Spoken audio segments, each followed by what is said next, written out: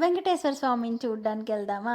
So ఈరోజు ముక్కోటి ఏకాదశి కదా, మీలో ఎంతమంది ఎర్లీ మార్నింగే లేచి టెంపుల్కి వెళ్ళారో కామెంట్ చేయండి. నేనైతే 4కి లేచాను అనమాట. 3:30 నుంచే మా డాడీ లెగు లెగు టైం అయిపోతుంది అని చెప్పి లేపేశారు.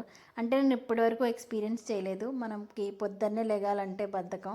చదువుకున్న రోజుల్లో సెమ్ టైంలో ఎగ్జామ్స్ ఉన్నప్పుడు మాత్రమే లేచేదాన్ని. కానీ ఈసారి ఎలా అయినా చూద్దాము అని చెప్పి వెళ్ళాను అనమాట.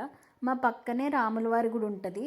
అది కొంచెం లేట్ అవుతుంది, 6 అయిపోద్ది అంటే ఇంక అప్పటి వరకు ఏం వెయిట్ చేస్తామో అని చెప్పి ఇంకొంచెం దూరం వెళ్తే వెంకటేశ్వర స్వామి గుడి ఉంటుంది.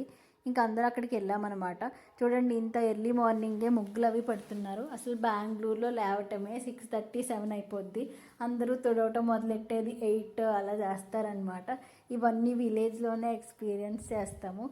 సో ఈ మధ్య అందరూ నామాలు అవి పెడుతున్నారు కదా, లైక్ అరుణాచలం వెళ్ళినా. సో ఫస్ట్ మేము నామం పెట్టించుకొని ప్రదక్షిణలు అయితే చేస్తామన్నమాట 7 టైమ్స్.